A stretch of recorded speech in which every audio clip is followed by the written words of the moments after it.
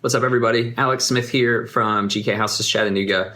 I wanted to do a video for you today about how to get your rental house ready to rent in Chattanooga. I'm going to talk to you today about 6 things. The first one is make sure your house is in order. So what I mean by that is, make sure you have insurance. And insurance on a rental home is a separate policy from like homeowners insurance. So you want to make sure you talk to your provider about about that kind of coverage if you do decide to rent your house out. Second thing is you want to make sure you have a lease together. This one's not super important at this point in the process, but it's something that you'll want to have in mind, because you might find a tenant. It might not take you a long time to find a tenant. So just to get that process rolling, you'll want to make sure you'll have a lease ready to go. And make sure you get an attorney to review it, or an attorney has reviewed it. You can find leases on biggerpockets.com, has a few that are state specific. And then there's other websites, I believe, like nolo.com might have some. You can probably Google it and find some. But make sure they're reviewed by an attorney. Next, make sure you establish your screening criteria. So like I mentioned, it might not take you long to find somebody. So you'll want to make sure that you have your screening criteria in place. So that way you're screening everybody by the same standards, and there's not the potential for you to get in trouble with, like fair housing or something like that. So make sure you've got your screening criteria ready to go. Number 2, make sure your house is rent ready.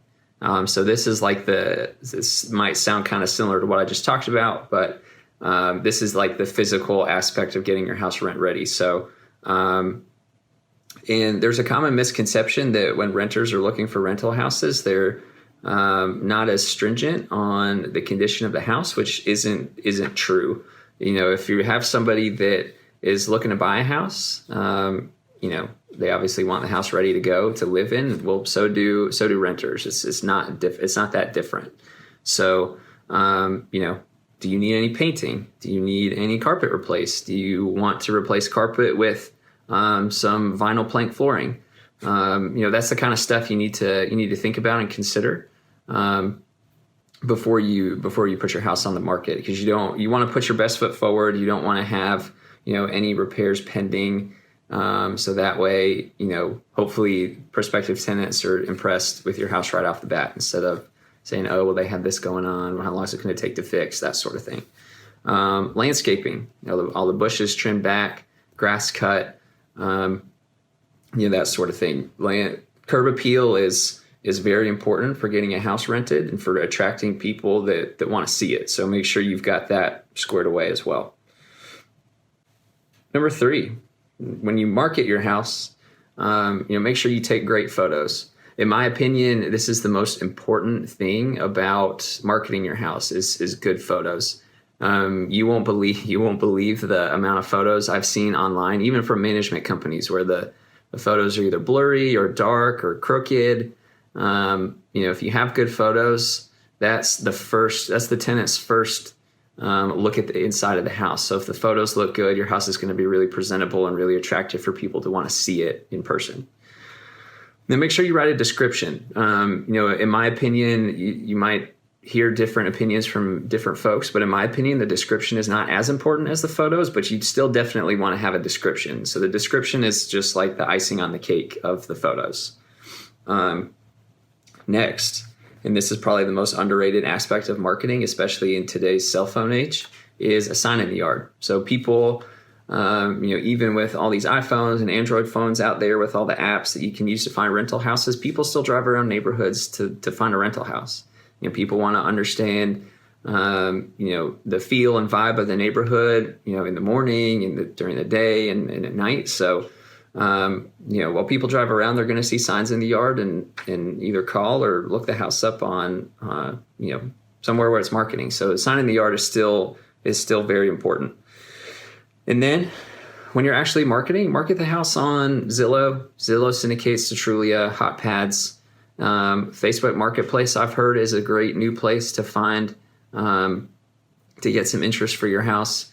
Craigslist, you can do, there's a lot of scamming with Craigslist because it's 100% free. So just, be cautious when you're marketing on Craigslist.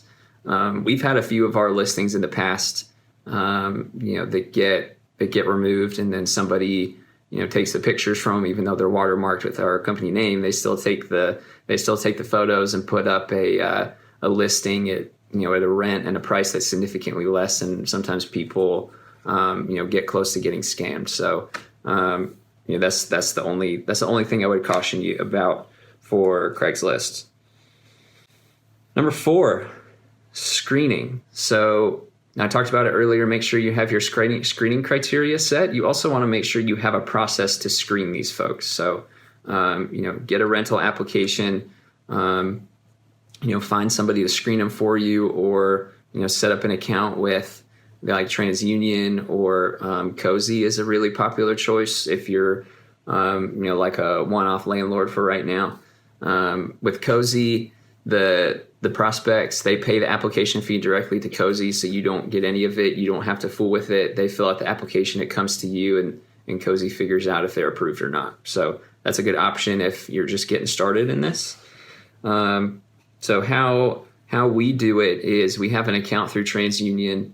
Tenants pay us the application fee. We send the application to TransUnion. TransUnion takes a look at their credit report, for any derogatory marks. Do they have any outstanding balances with previous landlords? That sort of thing. Do they pay bills on time? And that all affects their credit score. They send us back a recommendation. And then, we also check to make sure that they have an ability to pay, meaning they have to make 3 to 1, 3 times monthly rent and gross income. So, they have to be currently employed and make 3 times the rent. At the very minimum, what you want to check on somebody's application is credit score. This shows the likelihood of somebody paying their bills on time. Rent's going to be a bill, so you want to make sure that they're going to that they have a good track record of on-time payments. You also want to check to make sure they're employed. If they're not employed, they can't pay you rent. So ability to pay is very important. And then also criminal background. You want to make sure that you're not putting somebody in there that is going to be a danger to either your house or to the people around the house. You don't want somebody in there that's going to be attracting riffraff around the house, causing other people that live around there to feel uneasy. So number 5.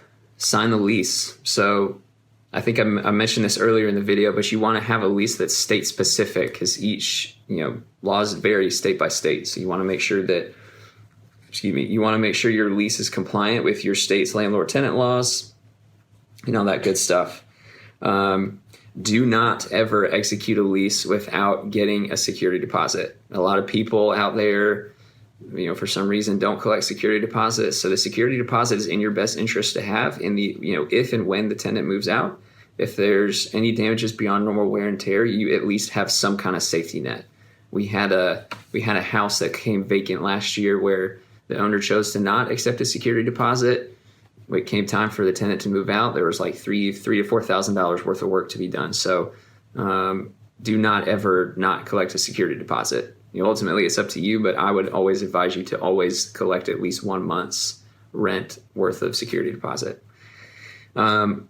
Speaking of security deposit, you want to make sure you have some kind of escrow account set up for that, because legally it's the tenant's money until move out, and there's work that needs to come out of the security deposit. So, you can't do anything with the security deposit. It's got to be held somewhere, so that way it can be accessed later.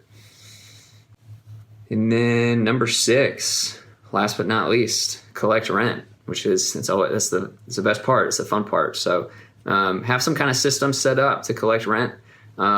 Cozy, I believe you can use Cozy to set up Cozy to collect rent electronically.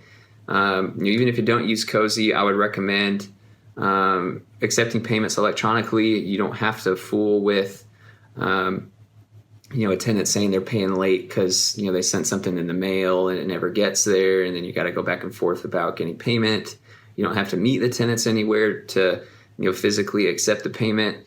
Electronic is easiest for everybody, so that's what I would advise you to set up to do. I also would not advise and some people do this. I would not advise you to set up direct transfers, but with like your bank account information, the tenant's bank account information, that can go sideways pretty quickly. So I would have, I would have some kind of third party in the middle that accepts those payments that the tenants can send it to, that you can withdraw from. But that's it. If you have any questions about any of this stuff, please feel free to reach out to me. Again, my name is Alex Smith. I'm up here in Chattanooga with GK Houses. You can call me 423-648-7368. And you can also shoot me an email if that's easiest, support@gkhouses.com. See ya.